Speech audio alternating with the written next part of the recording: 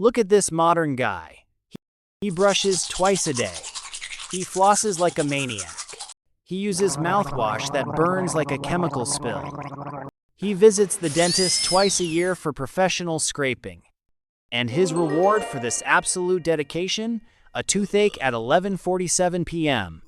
on a Sunday, followed by a dentist saying the 5 most expensive words in modern life. You might need a root canal. Now, meet this prehistoric dude, Grog. Grog lived 50,000 years ago. He has never seen a toothbrush. He has never heard of fluoride. His entire oral hygiene routine is chewing tough roots, tearing through meat, and accidentally grinding his teeth on the occasional bit of dirt left on unwashed plants. And yet, when scientists look at many prehistoric skulls, they often find something strange: strong teeth, less crowding, and far fewer cavities than you would expect from someone who never owned toothpaste.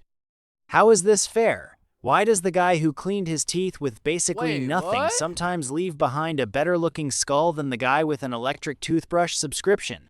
Welcome to one of the biggest evolutionary mismatches in human history. To solve this mystery, we first need to understand the crime scene inside your mouth. Meet one of your tiny biological roommates, Streptococcus mutans. Let's just call him mutans. Mutans is a type of bacteria that lives in dental plaque. But mutans doesn't actually have a malicious plan to destroy your teeth. It's just trying to survive. It just wants to eat. And its absolute, undisputed favorite food in the universe is simple sugar. When you eat a donut, drink soda, or snack on processed crackers, you are basically throwing a sugar party on the surface of your teeth. The bacteria eat, they multiply, they build sticky plaque, and then they release acid. Not normal waste. Acid, especially lactic acid. Your tooth enamel is the hardest biological substance in your body, but it has a fatal weakness to acid. When the pH level in your mouth drops below 5.5, your mouth effectively becomes a weak acid bath. The acid literally dissolves the essential minerals like calcium and phosphate right out of your enamel. It's a chemical breakdown. You aren't losing your teeth to natural aging. Your teeth are being actively melted by bacterial waste. A microscopic hole forms. That is a cavity. So, if bacteria cause cavities, why didn't Grog's teeth rot out of his skull? Because Grog's diet was a biological nightmare for mutants. In the Paleolithic world, there were no candy bars, no soda, no refined syrup, and no soft white bread sticking between your molars for 3 hours. Grog's food was tough, fibrous, seasonal, and usually not sweet. Wild plants, tough roots, nuts, lean meat, and maybe the occasional fruit or honey if he got lucky. Sugar was incredibly rare. Without simple sugars to ferment, the bacteria in Grog's mouth were literally starving. They existed in tiny numbers. There was virtually no fuel to turn into acid. But it gets better. Have you ever tried to chew on a raw, wild, unpeeled root? It takes serious, prolonged physical effort. The food Grog ate was so tough and fibrous that it acted as a mechanical toothbrush. Every time he chewed, the intense, repetitive friction of the raw plant fibers physically scrubbed his teeth clean.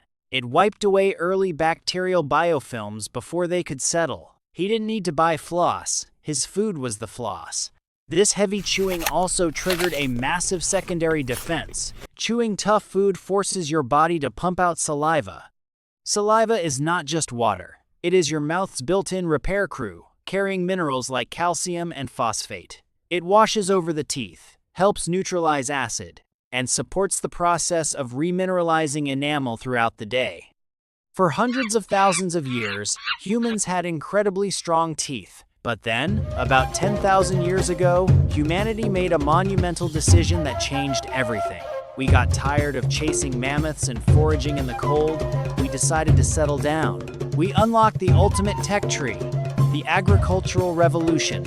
We started farming wheat, barley, and rice. We had guaranteed calories. We built permanent villages. We were finally safe from starvation, or so we thought. Because by inventing farming, we changed both the chemistry and the mechanics of the human mouth.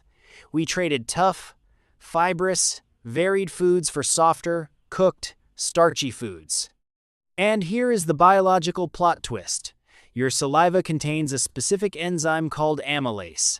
Amylase acts like a pair of chemical scissors. As soon as you put soft bread, porridge, or cooked grain in your mouth, amylase begins breaking those starches down into simpler sugars. To the bacteria living on your teeth, a bowl of sticky porridge is practically identical to a lollipop. The all-you-can-eat buffet had officially opened. We don't have to guess if this happened. The evidence is literally carved in bone. When archaeologists examine the skulls of ancient hunter-gatherers, they find incredibly straight, cavity-free teeth. But as soon as they look at skulls from early farming communities, boom, rotting teeth everywhere, they find severe decay, abscesses, and missing teeth. The first massive global wave of dental decay in human history perfectly lines up with the exact moment we started farming grain. But the curse of agriculture didn't just rot our teeth, it deformed the shape of our faces. Because early farmers were eating more porridge, cooked grains, and soft stews, they did not have to chew with the same force as many earlier humans. Bone is living tissue. It responds to mechanical stress. Like any muscle or bone, if you don't use it, you lose it. Heavy chewing tells the jaw to grow wide and robust. Soft food tells the jaw to stay small. Over generations of eating soft foods, the human jaw literally started to shrink. It became narrower and shorter. But our genetics didn't get the update. Our DNA still coded for the exact same number of large, adult teeth that Grog had. The result? A massive physical traffic jam in your mouth. Your smaller jaw may not have enough room to comfortably house 32 teeth. This forces teeth to crowd together and overlap. It causes your wisdom teeth to grow incompletely sideways, trapped under the bone like uninvited guests at a crowded party. The entire modern industry of braces and orthodontics exists largely because our jaws shrank from eating soft food. The agricultural revolution started the fire, but the industrial revolution poured a tanker truck of gasoline on it. A few hundred years ago, we learned how to mass-produce pure, refined sugar. We stripped away the natural fibers and injected this hyper-concentrated fuel into almost everything we eat, from bread to pasta sauce to morning drinks. We created an environment so unnatural, so incredibly packed with sugar, that brushing and flossing are no longer just good hygiene. The mutant bacteria in your mouth are living their absolute best life, while your Stone Age genetics are screaming for help. This is what scientists call an evolutionary mismatch. Our bodies were perfectly engineered to survive in Grog's tough, fibrous world, but we forced them to live in a Willy Wonka sugar factory. You don't need to go back to chewing on raw roots to save your smile, but every time you eat a whole, high-protein, low-sugar meal, your inner caveman smiles.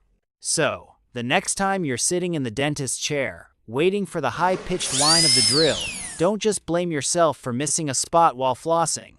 Blame sugar, blame soft food, blame the brilliant ancestor who looked at wild grass and said, "What if we turned this into bread?" Because in a way, that was the trade. Stronger jaws and fewer cavities on one side, farming, cities, modern medicine, and Netflix on the other.